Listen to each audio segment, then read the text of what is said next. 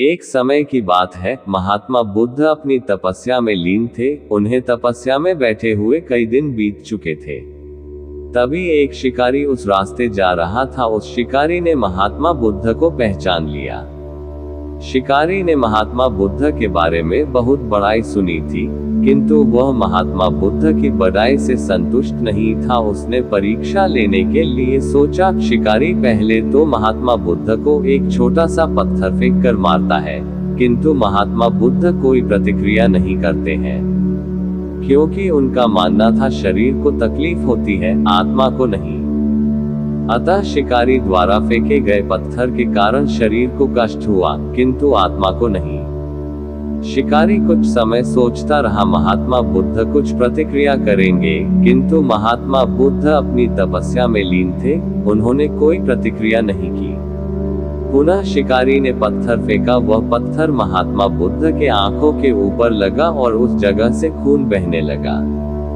महात्मा बुद्ध को आभास हुआ उनके शरीर से रक्त बह रही है, किंतु वह फिर भी अपनी तपस्या से नहीं उठे। शिकारी को गुस्सा आया और उसने पुनः एक पत्थर और महात्मा बुद्ध की ओर फेंका। महात्मा बुद्ध के शरीर से अब खून अधिक बहने लगी। इतनी पीड़ा महसूस कर महात्मा बुद्ध के आंखों से आंसू निकलने लगा। शिकारी ने महात्मा बुद्ध के पास जाकर पूछा, आपको जब मैंने पत्थर मारा तो आपने कोई प्रतिक्रिया नहीं दी। महात्मा बुद्ध ने बड़े ही सरलता के साथ कहा, क्योंकि इससे मेरे शरीर को कष्ट हुआ है, मेरे मन मस्तिष्क को नहीं। शिकारी अचंभित रह गया। उसने पूछा, फिर आपके आंखों से आंसू क्यों बह रहे हैं? इस पर महात्मा बुद्ध ने पुनः कहा, तुम्हारे द्वारा किए गए अनुचित कार्य के परिणाम के बारे में मेरा मस्तिष्क, मेरी आत्मा विचार कर रो रही है। तुमने इतना बड़ा पाप किया है, तुम्हें कैसी सजा मिलेगी?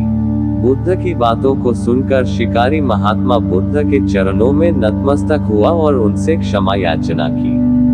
महात्मा बुद्ध क्षमाशील व्यक्ति थे। उन्होंने तुरंत शिकारी को क्षमा कर दिया और अपना आशीर्वाद दिया। वह शिकारी महात्मा बुद्ध का आशीर्वाद पाकर एक महान व्यक्ति और साधक के रूप में जीवन व्यतीत करने लगा। ये कहानी अच्छी लगी हो तो हमारे चैनल को सब्सक्राइब करें, एक लाइक करें, ताकि हम ऐसे ही कहानी आपके लिए लाते रहें।